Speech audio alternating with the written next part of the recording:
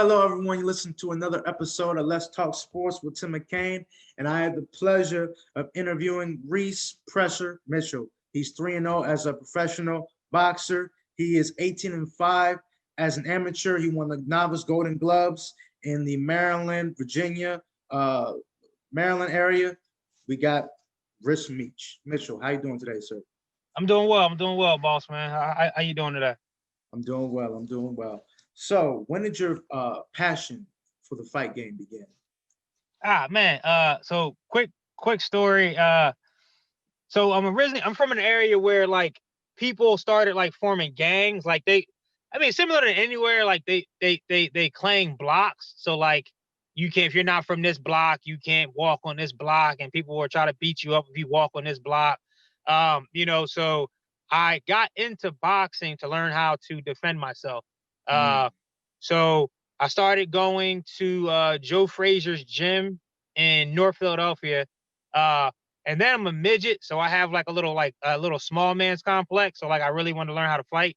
Mhm. And I went there and I watched Sugar Shane Mosley on TV, and I was like, man, I want a physique like that, and I want to be able to fight like that. And then from there I just kept on going to the boxing gym, and it worked out for me because it kept people from like bothering me. Like I didn't have to fight once I learned, because everybody's like, oh man, he goes to the boxing gym. He got a big boxing bag with him. So obviously he knows how to fight. And that kept people from bothering me. And then luckily, like I went to learn how to fight and never had to actually use it. So it worked out. Oh Um, wow! So no one ever tested you after you had that boxing bag. no, no. All you need is a boxing bag, bro, and you're good. You got the boxing bag. People are like, oh yeah, this guy either knows how to fight or he's doing something with himself. Like when I was walking through North Philly, because the gym is in North Philly, and North Philly is a tough place. And I think that's the reason why people left me alone, because they're like, hey, this kid is working on something. He's trying to do something. So I didn't get bothered. I didn't get bothered. So it worked out, and that started my passion for boxing.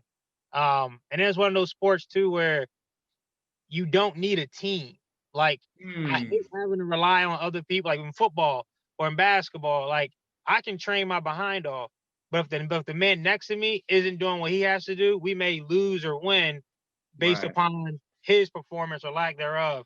And boxing is one of those sports I tell everybody, even to this day, the new guys who come to the gym, boxing's a sport where if you it's really repetitive, you work on the same thing every day, you can see improvements on a day-to-day basis.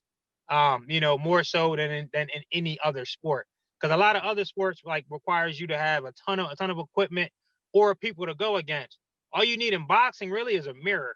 And and as long as you're working on the basic fundamentals on a daily basis, you can see and feel improvements. Like the first day you go in, first week, you may not even be able to hold your arms up for 3 rounds or for even 1 round. But if you Mm. stick with it, give it about a week or two, and now you can hold your arms up for 1 round, 2 rounds, and then you'll start to see changes in your body, uh, you know, more so than in any other sport, because boxing is very a high intensity, a lot of cardio there. It's not like football where you're like starting, stopping, starting, stopping. Basketball, basketball is pretty fluid, but you can take breaks. You can Right. let that number one guy do all the work. Like if you got a Harden on your team, you can let him do all the work, and I can just chill in the back. Whereas boxing is like, nah, you better keep on punching. You better keep on hitting this bag and jumping rope and doing what you need to do. So, I mean, that's why I love it. I mean, it's one of the sports. Like I said, you see improvements just from doing the little things on a daily basis. So, man, and Bernard Hopkins, and it's I can go on and on about it, but it's one of the sports where it's not about being the fastest, the strongest, the tallest. Uh, Not about because in boxing, timing beats speed, and precision beats power. So it's one of the sports where it's like, you don't have to be the strongest or the fastest. If you can put yourself in a position where I can hit you, you can't hit me, I can win. If I got more will than you do, if I've trained harder than you did, I can win. So, I mean, it's a lot of variables there that can keep people at all levels. You can still be a winner. And so there's nothing like it in boxing. Nothing like it. Yes, sir. Yes, sir. So I agree with you from the standpoint of it doesn't matter about the hype. It doesn't matter about, what he says or she says. It's either two men or two women in the boxing ring. Oh, yeah. But take us also to the, because boxing, even though it's a man versus man, a woman versus woman sport, there's also so much into it when it comes to the training, when it Yeah. comes to the people working with you. So speak on your relationships with the trainers that you've had throughout your careers in boxing and how they helped you as not only as a boxer but as a man. Oh man.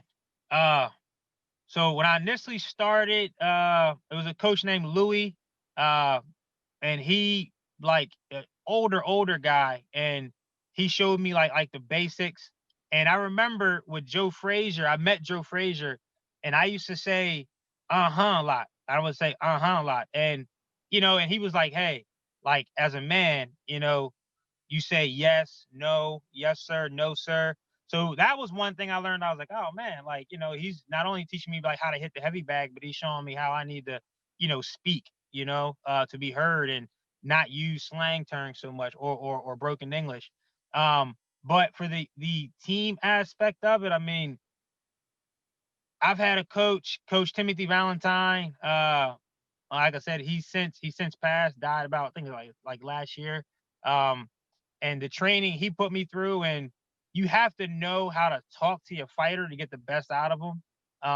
So he knew me better than I knew myself. He knew what positions to put me in and different training, a different training regimen to get the best out of me. And he didn't try to change me. Mhm. He built around what my style was, and bought the best out of me in that regards. And then you fast forward to Coach Daryl. I mean, Coach Daryl Simmons. He's a trainer out of Knowledge Boxing Center in Southern Maryland. Man, he sat me down and gave me a bunch of books because he's also an author. So he gave me a bunch of books to read that talked about the state of the black culture. So Mm. I mean, not only am I going to the boxing gym to learn how to box, so I'm excited, but I'm also there to like, hey coach, what new books do you have? What are you working on right now? Hey coach, this just happened, in this area. How would you respond to it? So with him and Coach John Richardson, Coach Daryl Simmons and Coach John Richardson, um, man, like not only did I get like boxing knowledge, but I got like real world knowledge and knowledge about self. And and that's not taught in school. So you can't buy that. And Mm. then fast forward now to who I have Coach Antonio and Coach Eric. Um, and those two guys, I don't know if you watched my last fight, but those guys have an eye for the no. Also have a coach named Khalil, Coach Mm. Khalil, who I train with here in North Carolina, who I started boxing with when I got to North Carolina, and he's a wizard when it comes to the sport and how he approaches it. He's really big into like plyometrics and explosive power and just all around fitness. You won't meet a lot of people who know the boxing and know the physical aspect as much as he does. So that helped me out because he's really big on footwork. So Mm. he got my footwork really, really, really, really good, and that helped me win. And when I got to DC because I was able to move. A lot of DC fighters, and you'll see like boxing styles, like DC guys aren't known for like being on their toes and moving around a lot. So that helped me out a lot. So I give and I still talk to Coach Khalil on a daily basis. I mean that's my guy. But my coaches now are Coach Antonio, who's like a master in multiple different martial art disciplines. And then I have Coach Eric. And those two dudes, I love them because Coach Antonio is like the he is the he takes the physical approach, and then Coach Eric is more of the like psychological analytical approach. So it's like the best of both worlds because Coach Eric could come with something that I never even thought of, and he'll break it down. Uh, and then Coach Antonio is the hey, we gotta do it this way. He'll lay out a great training plan for me. So I have like the best of both worlds with those guys, and every fight we have, my respect, admiration, and confidence in their ability grows because each fight, the things that we've worked on, I was able to implement in the ring, and it made it a lot easier. I mean, it's already scary. Anxiety is getting higher going into a fight because this person's trying to hurt you, you Right. know? Um, and it makes it easier when everything that you've worked on in camp, like, pretty much happens in the ring. It makes Mhm. everything, oh man, it's like a baseball player being able to see that 90-mile-an-hour fastball as if it's coming 2 miles an hour. And you can see everything coming. The last fight I had, that fight I just had, the game plan that they laid out, all of the drills that we did on a daily basis, over and over and over and over and over, paid huge dividends. I mean, the guy that I went against was about 6'1". I'm Oh, 5'8" on a good day if I stretch. Uh, mm, and Man, my coaches watched them because I don't watch my fight. I don't watch my opponents. I let my coaches do that, and they lay out the game plan, and I go out there and implement the game plan. And I would say I implemented probably about 75% of the game plan. I got a little hard headed in there, um, and but it made it. I was able to see everything this dude was doing before he even did it, and the things he was doing. I was like, I saw that. I saw that in camp. We worked on that in camp, and mhm. I knew what to do. And when the body's just going, I don't know if you watch like anime or Dragon Ball Z. I'm Oh a, yeah, a little. I I'm a used to back in the day a little bit. Yeah. okay, okay. Well, I'm a huge nerd.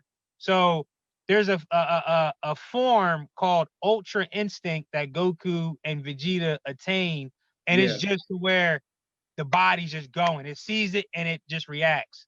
And because of the training that we did and the constant drilling, all of the preparation, I was in like ultra instinct mode. Like I could see whenever the guy did something, I was able to do it. Wow. I was like a well-tuned machine, and man, it felt good. And I was having fun. I mean, it was a great time, and I was able to chop this bigger dude down. And I think I probably beat him up pretty well, and I don't think he was expecting that. Mm. And then after the fight, it was all love. I talked to his coach, and I don't think, and I could tell his coach didn't expect that. Like how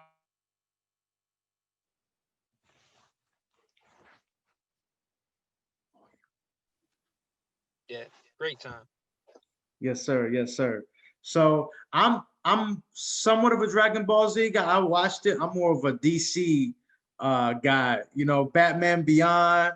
Everything that's look, if you want to talk Marvel, Star Wars, Dragon Ball Z, boxing, that is me. Like I love Yes. all of that. That is me. I am a huge nerd. I'm a huge nerd. Yes, That can sir. Yeah, I love it. I love it. Yes, sir. So you talked about how like you use 75% of the game plan because you're hard headed. Was there ever a time in the beginning of your career, even before you were professional in your amateur career, where you didn't necessarily listen to your trainers and it cost you? Because a lot of fighters, when you look at them, sometimes they don't always follow the game plan. Yeah, it happens. It happens. It happened. I think with all of my coaches, I've lost one fight in. Some of it is just because it was like, hey, you're being hard headed. You're trying to, and that's where the trust comes. But I think with every fighter and coach, you have that fight where it is good, where you lose because you didn't follow the game plan, and now you go back and watch the film, and it's like, you right, coach, you right, and you got to humble yourself. You right, coach. I eat that. You right. You said that, and I didn't do it. So I can say with all of the coaches I had, they've that I've lost with. Uh, it was I would say it was because I didn't follow the game plan, or I kept trying to push something. And sometimes coaches know you better than you know yourself. So Mhm.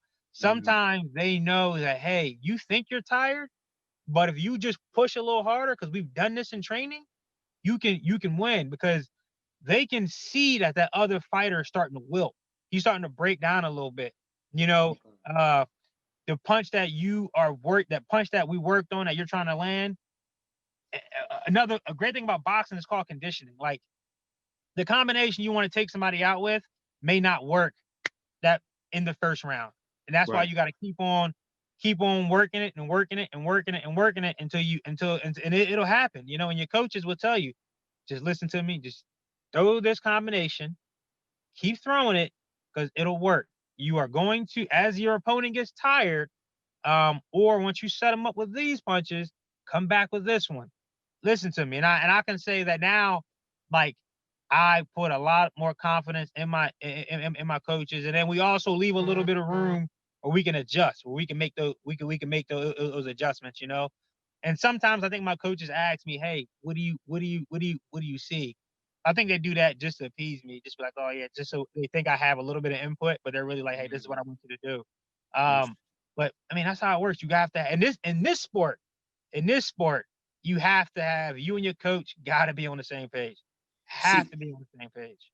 that kind of leads me into this question about trainers and coaches and trainers and coaches, and also the boxer when it comes to trust. So Deontay Wilder fought Tyson Fury in that fight. And I already know. So my question is, okay, like you said, a trainer knows you more than you know yourself, like you just said. What went through your mind when you saw that fight? And as a fighter, is it worth it to go down on your shield? Or do you listen to your trainer? As fighters, and this is a great, as fighters, our coaches are there to protect us from ourselves, Mm, right? I say that meaning a lot of us fighters, we will go down on our shields, but that is where our coaches are there to protect us from ourselves. Hey, man, it's cool to lose, and we'll regroup and come back. You understand what I'm saying? Because at the end of the day, your coach should have your best interest at heart. He doesn't. mm, He should be thinking about you like going into it that, hey, look, I want this guy to be able to go back home to his family. I want this right. guy to be able to fight again. You know, who? And it's like, hey, if you can get in the ring and you can go 3, 4, 5, 6 rounds, you know, exchanging leather back and back, you know, back and forth. I'm not questioning your heart. I know you got heart. You know, Mm, I know you can do that. Hey, look, man, this fight right here, he's the better man tonight. They have the better style and better game plan. You know, um, I don't like the punishment you're taking. So I'm going to call it. And you can be mad at me all you want. But let's go back to the gym, retool, regroup, reanalyze, and then come back. You know, but when it comes to Fury and Wilder, Fury just has Wilder's number. yeah. Wilder, I think Wilder has maximized his, has maximized his skill level. His Mm, trainer, I think Wilder is maximized. And then on top of that too, when it comes to boxing, uh, a lot of the fight game is dependent upon your like aura and your allure, and you know what I'm saying. And Wilder was one of them dudes. Hey man, I was knocking guys out. Nobody can stand up to my punch. But once that one dude stood up to his punch, Fury, and got back up, that just took away from that whole fear factor that Wilder was able to bring to the ring. Because now it's like there's little things that I can do, subtle things that Fury did, you know, which the biggest thing Fury did was he put on 30 pounds. yes. The bigger I am, the easier it is for me to take that punch. And if Mm, Wilder, if all you have to offer is power and your whole game plan is predicated around knocking dudes out and not going to 12 rounds, you're gonna lose every time. Because I mm, mean, as power punchers, when you hit somebody and they don't go down, that starts to mess with you. And if I hit you again and you don't go down, and I'm like, okay, what's plan B? You know? And fighters have fragile egos. We have very, very, mm, very fragile, delicate egos. So like our coach calling the fight or stopping the fight, that hurts our ego because now we're like, oh well, you know, I'm supposed to be this tough guy, da da da da da da, you know, and you just chipped away at that. But it's like, no, mm, man, let's be smart in some cases. Let's come back and we can get this dude on the go around. But I think sometimes in boxing, I just think there's a person out there. 99% of fighters in the game, there's that one guy out there, that one style out there that will give you a hard time and or beat you. And if you're not prepared, you're going to lose every time. And that's Fury versus Wilder. yes, Wilder sir. cannot beat Fury. He can't. Wilder is just stylistically what stylistically and mentally. Mm. Fury is like, hey, I'm gonna die in here. You know what I'm saying? I'm going to die in this ring. Mm. Um, you know, and it's hard. And when you're going against somebody like that, I mean, hey, like Fury was Fury came into both of them fights like I'm willing to die in here. See, where does that come from when it comes to the fight game? Because I'm not sure if you have that now. Granted, you have some athletes in other sports who will do it. I think Michael Jordan, he might die to win on the court, maybe. Yeah. Maybe Kobe would, but specifically like in boxing and mixed martial arts, why is it that it's fighters almost have to, it's like, look, I gotta fight until put me on the shield. They gotta finish me. Don't throw in the towel. Don't stop the fight. Why is it that the fight game it's got to be till almost to the death? In retrospect. Yeah. I mean, it's that gladiatorial mentality you have to have going in there.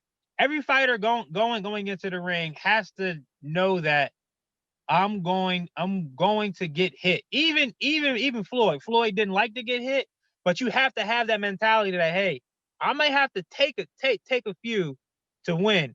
And some fighters, like I pointed to before, I mentioned before, their whole fighting style, a la Maidana, is to Mm. take some punishment. Because I'm a very crude fighter, I'm gonna take punishment and still be here, and then eventually beat you in the long run. So there are some fighters whose game plan just relies around that. But for the most part, you have to have, we'll say, heart. A lot of fighters have to have heart.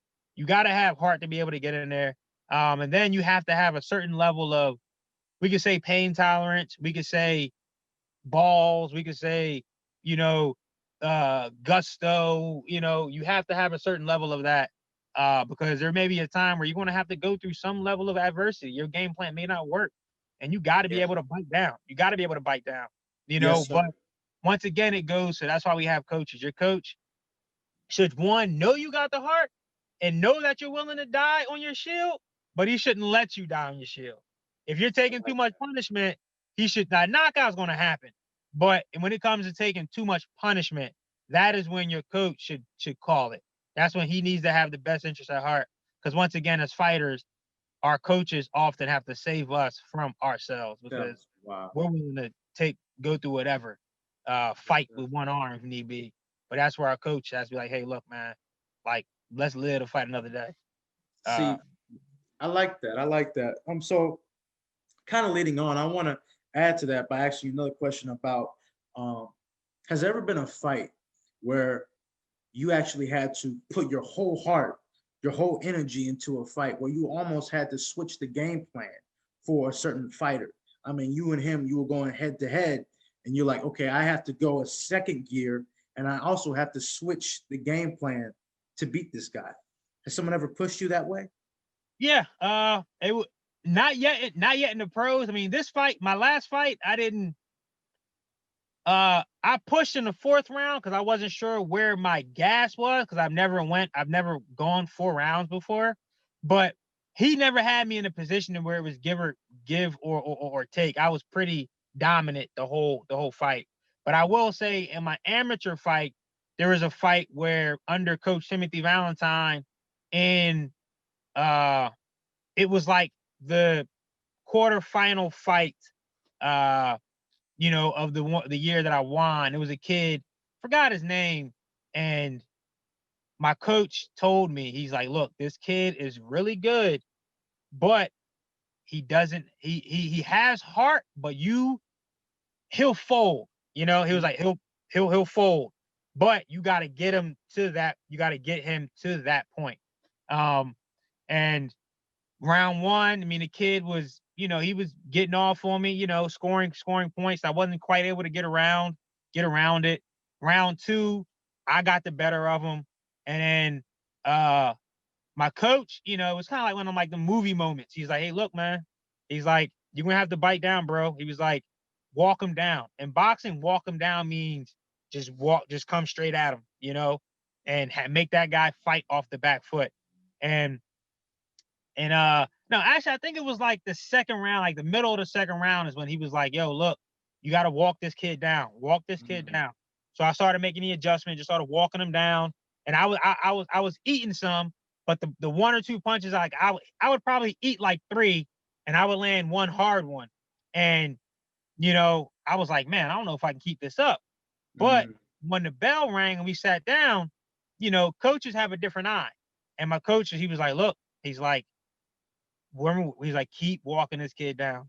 He was like, you are going to get him. Keep walking him down. In my head, I'm like, 3-1, the math don't quite add up. You know what I'm saying? If 3-1, you might, but that's where that's where I have that faith in him. And I'm like, I don't want to lose. So I walk this kid down and I end up stopping him. Like with like 15 seconds left in the fight. I stopped him. And I mean, and yeah, it was I mean, we had the whole gym was rocking.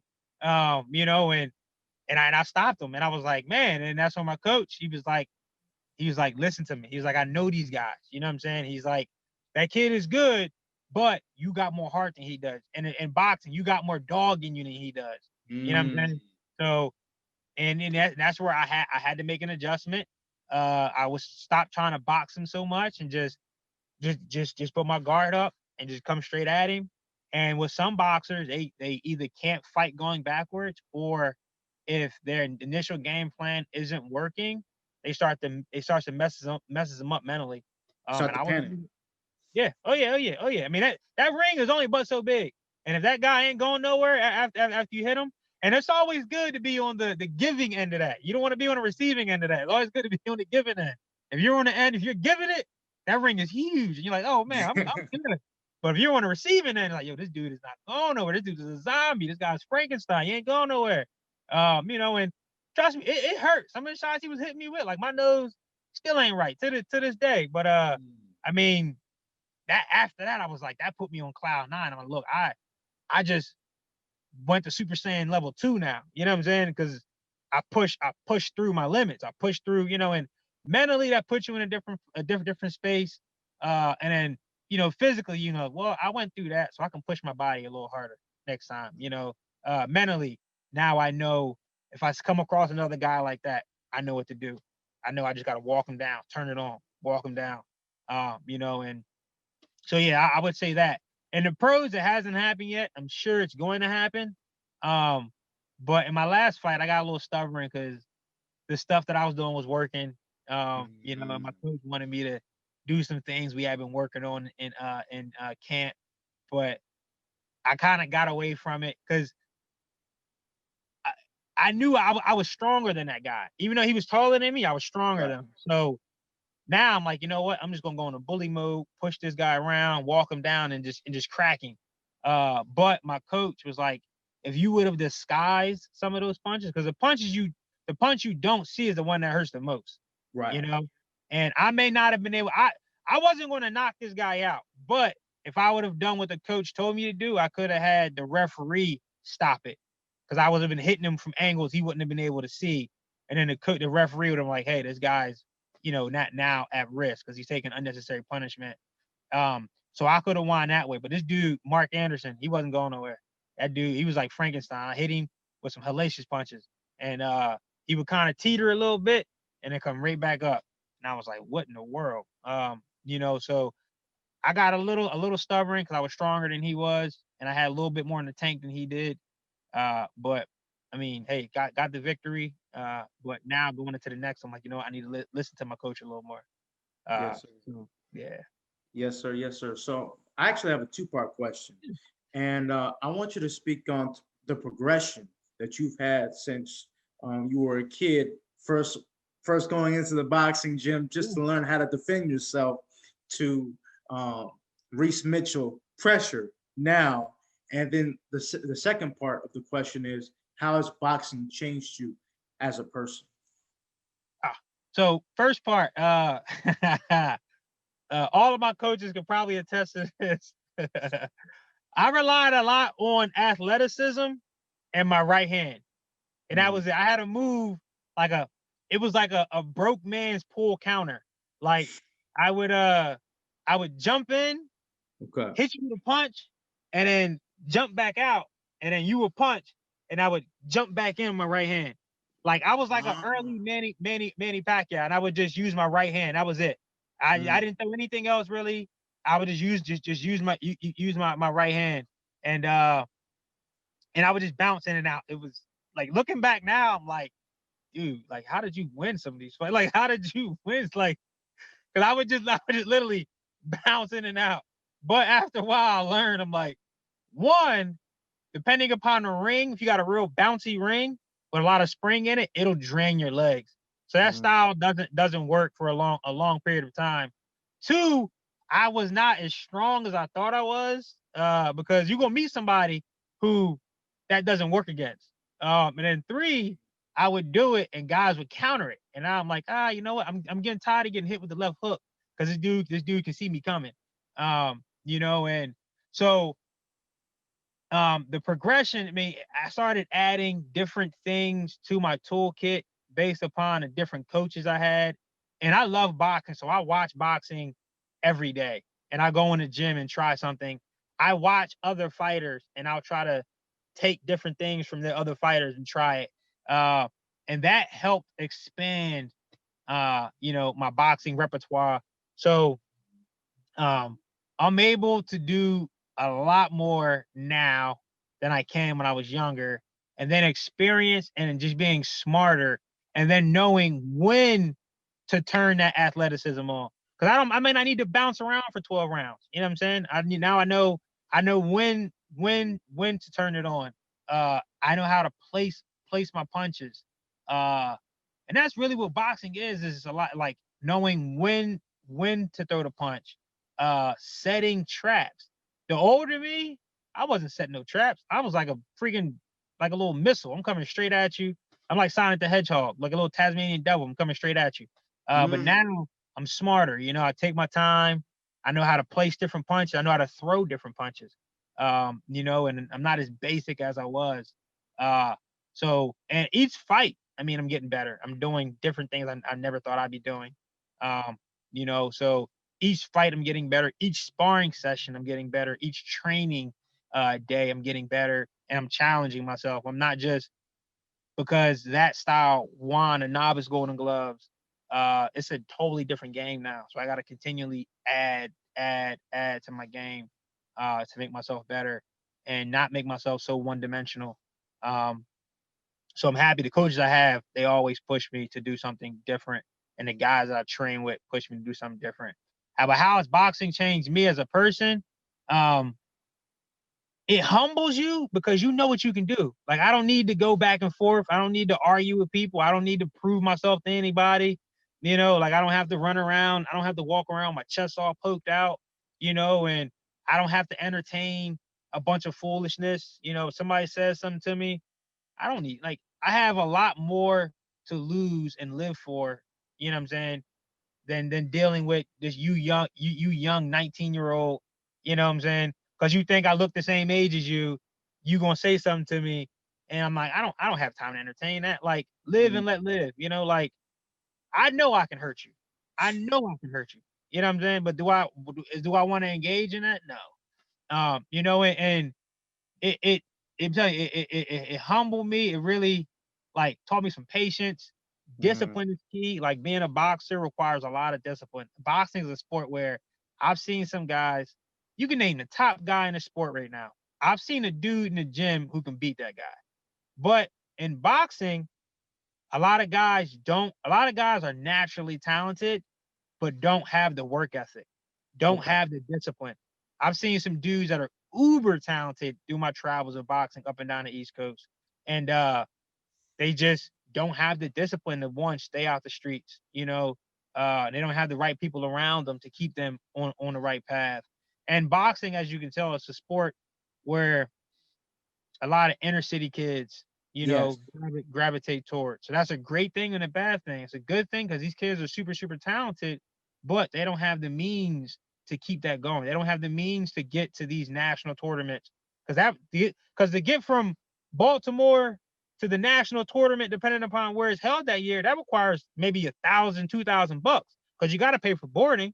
You got to pay for equipment. You got to pay to get out there. So it's a double-edged sword. It's great that it gives kids in the inner city, in these urban communities, the opportunity to do something that they may not have the opportunity to actually do. but it's hard to sustain. And that's why boxing is a sport where it requires a family. It's not like, you Wow. got one guy, one fighter. It's easier for a football team to travel because you got, 30, 25 kids, and if everybody pulls together, cool. And you can see there's more opportunity for people to see the results of teams winning. Whereas in the boxing gym, you may not even know where this kid is fighting at. So he may not be getting as much exposure as the high school basketball team, not high school football team. So boxing requires a lot of. It's an expensive sport.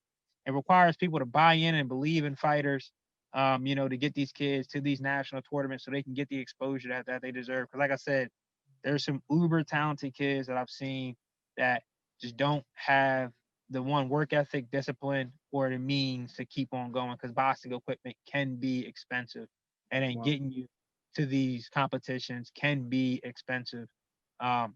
So but yeah, boxing, I mean, it's and it's also on the physical fitness aspect. Like I try to push everybody toward boxing. You don't have to spar, but boxing is a total body workout. I mean, just look at the guys you see on TV. I mean, Yes. and what they're able to do. Like you'd be crazy to not want to include a boxing regimen into your workout at least once or twice a week. Mm. It's a great form of high intensity training cardio. I mean, you can't beat it. So, uh, boxing is, and then it made me want to impart the knowledge. I've had some great trainers along the way, and I'd be selfish if I kept the knowledge that I have inside.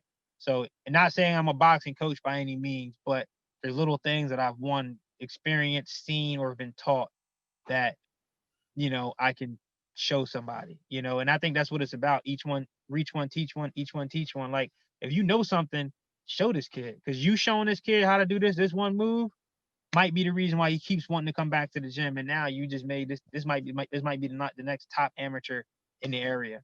You know what I'm saying? Or not even that. You're keeping him out of the streets or out of something that he can get himself into trouble. I mean, so boxing. I mean, just my whole life it's played an impact because it showed me that hey, like repetition is the father of learning. If I keep doing the same thing every day and they get those small victories in the gym, like having a great sparring session, having a great sparring round, you can translate that to like, hey man, win every day.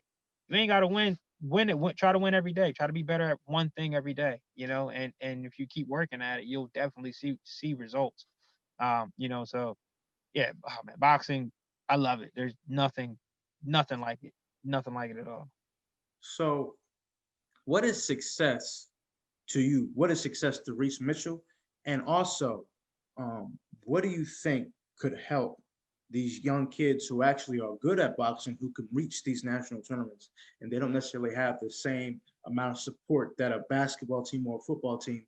What are some ways that the community can do to help some of these young kids who are actually really talented in boxing to get to that next level? So success for me is I would love to plan to get a title. I mean that'd be like that's success for me personally.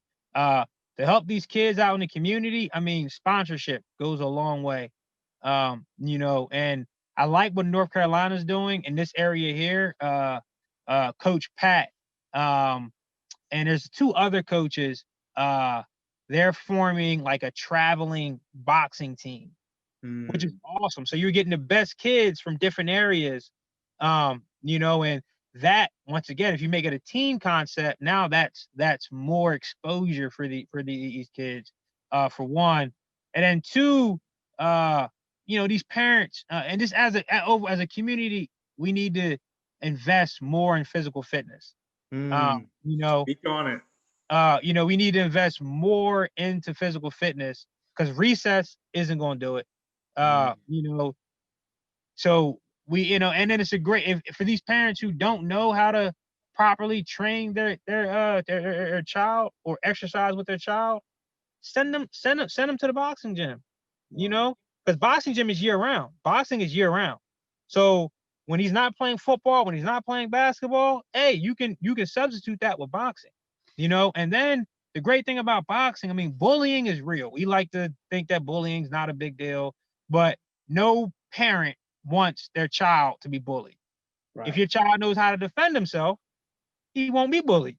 And Right. we can be naive and be like, oh, that's not the violence isn't the answer. No, in some cases, some people just need to be punched in the mouth, and that way they know, okay, I can't just because I'm bigger than this kid doesn't mean I can go around talking to these kids any Any old kind type of of way. way. Um, Exactly. so that, and then it builds self confidence in kids. Knowing that, hey, I know how to defend myself. I'm bettering myself every day. And then just that being in an environment where they may not be, not everybody is designed to be on a team or football team, but some people are independent people. They want to be doing something independently. That and then it's just supporting your boxing gyms. These kids that want to be boxers. Instead of saying what they can't do, you know, uh, just get behind them. Put a little bit of money behind them. Put them in a gym. And consistency is key. Consistency is key on both parts. Hey, Mm. mom. Hey, dad. I know you live on the other side of town, but there might be somebody else going that way. Hey, you drop them off. Because I mean, I've done it. There's kids at the gym. The mom that will drop them off. I'll drive them home. I live that way. I'll drive them home. And it's just getting more exposure, going to these boxing events and seeing what these kids can do. Because once you see these kids in the ring and you see the preparation and dedication that they've put in to get to that point, you'd be crazy to not get behind it and support it. These kids are putting in a lot of work. So it's sponsorship. Like $5 from 20 people goes a long way. You know, a few bucks here and there, get behind these kids and help them out. Uh, Yes, sir. yeah, yeah. Yes, sir. Yes, sir. So you've already spoken about this, but I want your opinion on this. So a little kid comes up to you, and he or she, they're like, "Okay, you're a 3-0, Reese Mitchell. You're 3-0 as a professional boxer. What does it take to be like you one day? What are some of the things that you would tell a young person who wants to be successful in boxing or just in life?" Consistency, like consistency. If you're consistent at something, uh, you're going to get better at it. And it's just being consistent. Consistency will eventually turn into dedication, and then Mm, have fun. Having fun with it, and learn. Like I tell a lot of these guys who like, hey man, I want to be a boxer. Step one is coming to the gym. Step one, like you can't do it talking to me. You got to come to the gym, and then I tell a lot of people, Rome wasn't built in a day. So mm, go in the gym and work on one or two things and apply that every day and keep working and keep working and keep working. And have fun. Go in the gym, have fun, try some new things. Uh, but the biggest thing is just being consistent and being disciplined. I think consistency bleeds into turns into discipline. Discipline turns into dedication. Um, you know, and boxing is one of those things where it's like, I mean, it's fun punching people. Like it's a good time punching people. I mean, it's a great time getting there and hitting somebody. And you learn a lot about yourself in boxing. Boxing is one of those sports because it's just you. You learn where your heart is. You learn where how far you want to push yourself. And I think a lot of people that get in the gym once they do a few workouts say, I like this. And then seeing the how fast you can improve on a daily basis, I mean, it gets addictive. Like, yo, I'm getting better week by week, week by week, week by week. I'm getting better. But I tell kids, hey man, if you want to, like, step one is the hardest part is, hey, take that first step, get to the gym, and then from there, just be consistent and and consistent in all aspects of physical fitness. And I mean, you'll be good to go. And I yes, just sir. try to keep it simple for people because you try to overcomplicate it, it'll push people Right. to go. Step one, come to the gym. And step Mm, two, be consistent. And step three, have fun. And step four, watch some other fighters, man. like, who's your favorite fighter? Cool, watch that fighter, and and pick up some things. Come to the gym and try it. Yes, sir. I like that. I like that. So where can people find you out on where can people find you on social media? Yeah. Do you have any YouTube videos? And when do you plan on fighting next? So you can find me. I am on Instagram. And I am on Facebook. Facebook, Reese Mitchell. Once you see my photo, you'll know it's me. And then on Instagram, it's Reese Pressure Mitchell. No spaces, all together. And once you see my photo, you'll know it's me. And what was the second part of your question, sir? So it was also, do you have YouTube? And when do you plan on fighting next? I'm starting a YouTube page here in a little bit. Like this social media thing, if it were up to me, I would just show up and fight. But look, I'd fight in the bathroom. I don't care. But like the social media thing is like huge, and so Yeah. I have a ton of people helping me out with it. It's getting fun. This Instagram is like, I've never had an Instagram until I went pro. It And looks now, your Instagram, just to sorry to cut you off. Your Instagram is yeah, lit. It looks really nice. Would you yeah, give that? look, and that's because like it ain't because of me. It's because I got people that are like, hey, dummy, do it this way. Because initially I was just posting stuff, and my man was like, no, man, you gotta clean this up.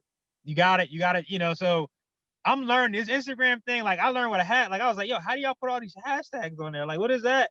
What does that do? Like, so now I'm watching videos on it. Like, when's the best time to post to get maximum Mhm. exposure?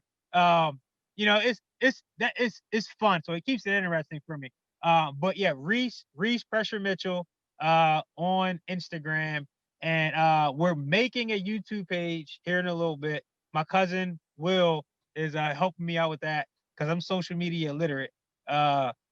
And then my next fight, I'm trying to stay as active as possible. So we're looking for like end of January, beginning Wow. of February. So yeah, I mean, I didn't take much damage in the last fight. Heck, after I fought on Saturday, I was in the gym on Monday. I'm a gym rat. Matter of fact, Okay. like before I talked to you, I was in the gym working out, and then once I finished, I'm about to go to the boxing gym. So like, uh, going to the gym. If everybody that knows me, my kids included, they know that Reese needs to go to the gym. If he doesn't go to the gym, he's gonna be cranky. Like it's like my coffee. Like I'll be cranky. I'll be irritable. The gym. Once I get those endorphins going, I'm good. I'm very, very. I'm a good person to be around. Yes, sir. So yeah. But end of January, beginning of February, uh, and I'm trying to get down to 154. The plan is to get down to 154 pounds. Them boys at 160, 168 too big. I Them, feel you.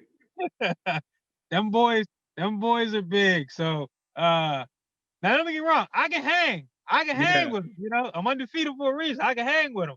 But man, them boys are getting bigger. So I feel you. I've interviewed Calvin Dante Dickerson.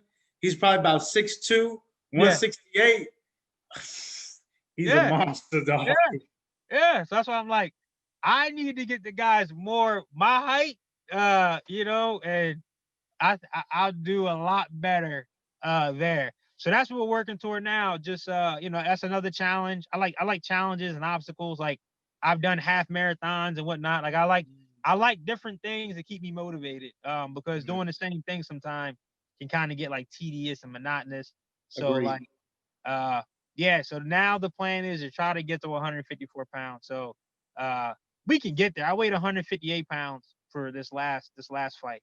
Uh so yeah, we're good. Just fine tuning, the diet and nutrition, and then the workouts, and which is fun. I enjoy working out. I enjoy looking a certain type of way. So yeah, it's gonna be a good time. So definitely stay tuned.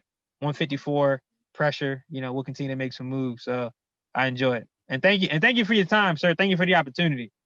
Thank you. This was great. Really appreciate your time. And I cannot wait to see you in the ring because I know you're gonna bring that pressure. Oh, always, always, always.